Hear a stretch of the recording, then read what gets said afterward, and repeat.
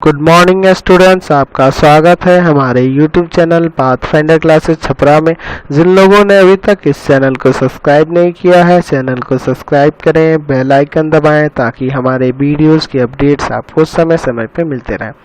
यह आपका part 6 video इस चैप्टर का। पार्ट 6 वीडियो में क्वेश्चन नंबर 7 पे है और प्रश्नावली है आपका 7.2।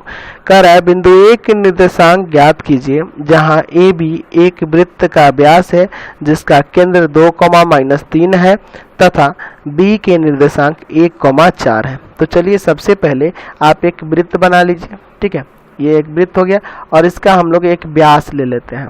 ठीक है, ये आप एक व्यास ले लीजिए। इस व्यास का नाम हमें ए बी देना है। ठीक है, ये व्यास आपका क्या होगा, ए बी होगा। तो इधर वाला शीर्ष ए ले लेते हैं और इधर वाला शीर्ष आप बी ले लीजिए।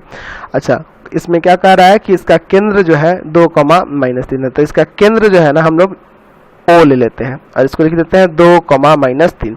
और बी बिंदु का निर्देशांक दिया है 1, 4। हमें ए का निर्देशांक निकालना है। तो इसका निर्देशांक हम लोग x, y मान लेंगे। तो लिखेंगे कि माना बिंदु ए का निर्देशांक बिंदु ए का निर्देशांक x, y है। बिंदु ए का निर्देशांक x, y है। अच्छा, अब आपको याद होना चाहिए, आपको पढ़ाए हुए हैं कि वृत्त का केंद्र जो होता है, वृत्त का केंद्र क्या होता है? तो व्यास का मध्य बिंदु होता है। व्यास का मध्य बिंदु होता है। अच्छा, इसलिए आप कह सकते हैं कि ओ ए बी का मध्य बिंदु है।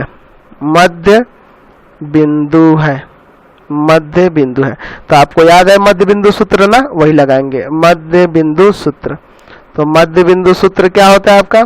तो मध्य बिंदु सूत्र में याद है, लिखवाए है x1 + x2/2, y1 + y2/2। यही ना हो जाएगा। चलिए, यानी कि हो जाएगा यहाँ पे, ये देखिए x1 y1 और ये हो जाएगा x2 y2, यानी हो जाएगा x + 1/2 और y + 4/2 बराबर में 2, -3। यही ना दिया है आपका मध्य बिंदु, यही दिया है 2, -3। चलिए अब हम लोग अलग अलग कर देंगे। तो यहाँ लिखेंगे कि x तथा y के नियामक अलग अलग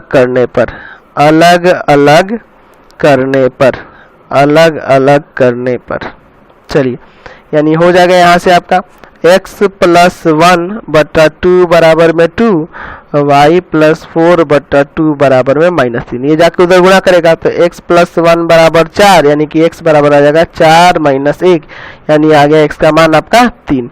उसी तरह से यहाँ भी y + 4 बराबर में हो जाएगा -6, y बराबर हो जाएगा -6 - 4, यानी कि y का मान -10। तो इसलिए बिंदु ए